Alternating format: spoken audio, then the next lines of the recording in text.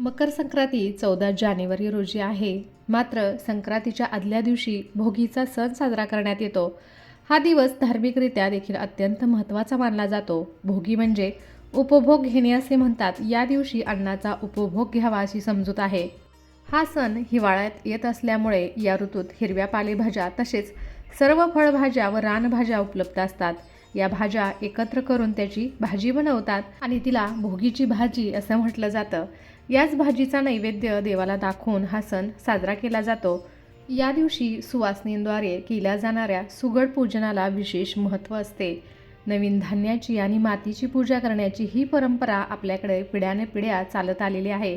तर 2026मध्ये मकर संक्रांत तर 13 जानेवारीला म्हणजे उद्या भोगी साजरी केली जाणार आहे. या दिवसाचे धार्मिक आणि सांस्कृतिक महत्त्व काय आहे, त्याचबरोबर या दिवशी सुगड पूजन केले जाते, ते कोणत्या पद्धतीने करायचं आहे, या सर्व गोष्टींची माहिती आजच्या व्हिडिओमध्ये मी तुमच्यासाठी घेऊन आलेली आहे. नमस्कार, मी पूजा तुम्हा सर्वांचं स्वागत करत आहे पूजाज कॉर्नरमध्ये. जो न खाई भोगी तो सदा रोगी असं आपल्याकडे बोललं जातं. तर या दिवशी भोगीची भाजी बनवली जाते. पौराणिक कथेनुसार भोगीचा दिवस भगवान इंद्रांना समर्पित आहे. इंद्रदेवाने पृथ्वीवर पाऊस पाडून समृद्धी आणली, त्यामुळे त्यांचे आभार मानले जातात. या दिवशी सकाळी उठून घर स्वच्छ केले जाते. नवीन स्वच्छ कपडे परिधान केले जातात. अंगणात रांगोळी काढली जाते. काही ठिकाणी जुन्या आणि अनावश्यक वस्तू जाळण्याची परंपराही आहे. बऱ्याच ठिकाणी भोगीच्या दिवशी सुगडपूजन केले जाते, तर बऱ्याच ठिकाणी संक्रांतीच्या दिवशी सुगडपूजन केले जाते. तुमच्याकडे ज्या दिवशी सुगडपूजन केले जाते त्या दिवशी आपण हे सुगडपूजन करायचे आहे. तर काळ्या आणि तांबड्या रंगाच्या मातीच्या सुगडांची पूजा करण्याची प्राचीन परंपरा आहे. पण त्याला सुगड का म्हणतात? वास्तविक पाहता सुगड हा शब्द अपभ्रंश होऊन आला आहे. सुघट या शब्दाचा तो अपभ्रंश आहे. सुघट म्हणजेच सुघटित असा घड. या घटात शेतात भरलेले नवे धान्य ठेवून त्याची पूजा करण्याची प्रथा आहे. लहान सुगड देवघरात मांडून त्याची पूजा केली जाते.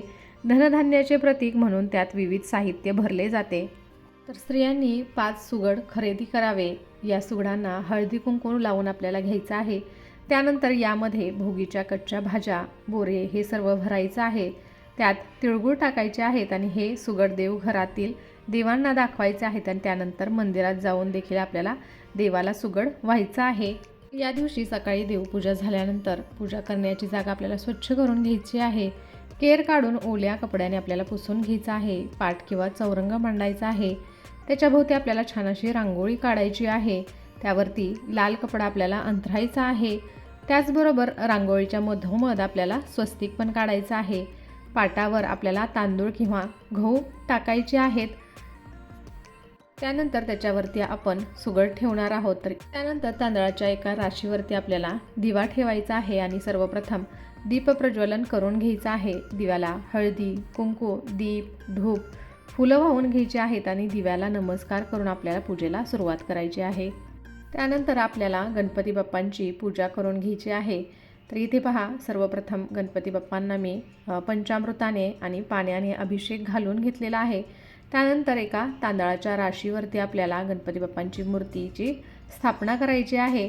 तर इथे विड्याची मी जोडपानं घेतलेली आहे. त्याच्यावरती आपल्याला तांदळाची रास घालायची आहे आणि जी गणपती बाप्पांची मूर्ती आपण अभिषेक घालून घेतली होती ती याच्यावरती स्थापन करायची आहे. गणपती बाप्पांना हळद, कुंकू, अक्षदा, फुलं व्हायची आहेत. दीप, धूप दाखवायचा आहे आणि गणपती बाप्पांचा आशीर्वाद घेऊन आपण पूजेला सुरुवात करूयात. त्यानंतर गणपती बाप्पांची पूजा केल्यानंतर आपण जिथे तांदळाच्या राशी घातलेल्या आहेत, आपल्याला तांदळाच्या राशींवरती ही सुगड ठेवायची आहेत. तर इथे पहा, तुम्हाला दिसत असेल की सुगडांवरती मी हळदी आणि कुंकाचे असे नाम ओढून घेतलेले आहेत. तर त्यानंतर बऱ्याच ठिकाणी त्या सुगडांना नवीन पांढरा धागा गुंडाळला जातो. तर तुमच्याकडे जशी पद्धत असेल त्या पद्धतीने तुम्ही पूजा करायची आहे.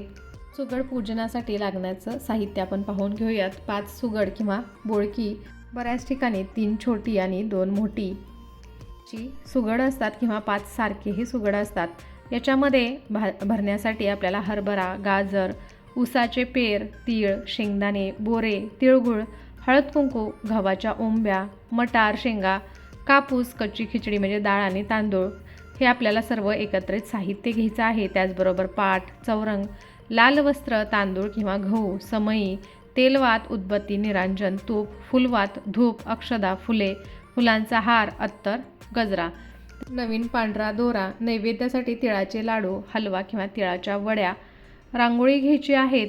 हे साहित्य आपल्याला स्थानिक परंपरेनुसार हे थोडंसं बदलू शकतं. सर्व सुगडांना आपल्याला हळदी कुंकवाची बोटं लावून घ्यायची आहे. त्यानंतर पांढरा धागा गुंडाळायचा आहे. तुमच्याकडे जर ती पद्धत नसेल तर तुम्ही पांढरा धागा नाही गुंडाळला तरी चालू शकतं. तर यानंतर सर्वप्रथम आपल्याला दाल खिचडी म्हणजे तांदूळ आणि डाळ सर्वप्रथम आपल्याला या सुगडांमध्ये टाकायची आहे. त्यानंतर आपल्याला सुगडामध्ये गाजर, बोरे, उसाचे पेर, मटार शेंगा, भुईमुगाच्या शेंगा, कापूस, हरभरे, तिळगुळ, हळद कुंकू, गव्हाच्या ओंब्या, ज्वारीच्या ओंब्या, काही ठिकाणी काळ्या सुगडावरती छोटे लाल सुगड ठेवतात, तर काही भागात 5ही सुगड एका पाटावरती मांडले जातात.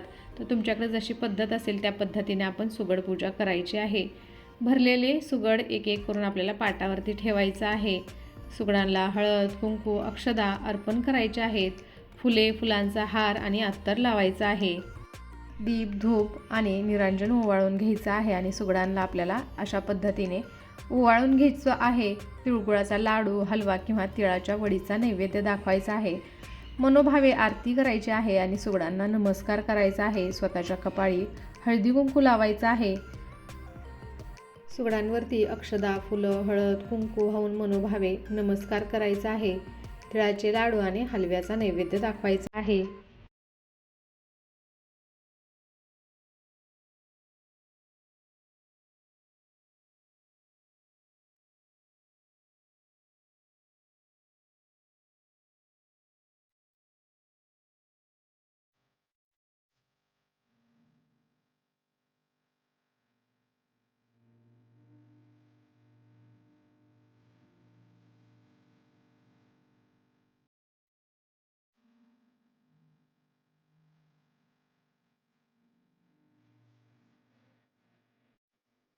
सुगड पूजा झाल्यानंतर आपल्याला तिळ लावलेली बाजरीची भाकरी आणि भोगीची भाजी याचा नैवेद्य आपल्याला दाखवायचा आहे. देवांनाही याचाच नैवेद्य या दिवशी दाखवला जातो.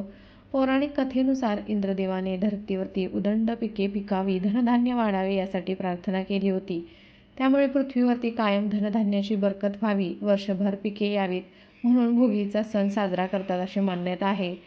हा सण केवळ महाराष्ट्रातच नव्हे तर भारतात प्रत्येक राज्यात वेगवेगळ्या पद्धतीने साजरा केला जातो.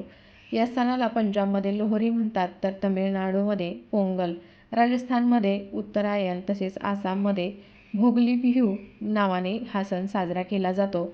तर यानंतर दुसऱ्या दिवशी ओवसा घेण्याची पद्धत आहे.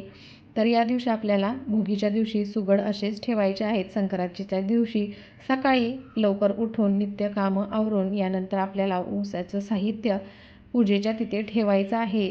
तीळ, हळदी कुंकू हातामध्ये घेऊन त्याच्यावरती ओवसायचं आहे आणि त्यानंतर एक सुगड आपण घेऊन ते देवघरामध्ये ठेवायचं आहे आणि त्यानंतर दुसरं सुगड घेऊन आपल्याला तुळशीजवळ ठेवायचं आहे.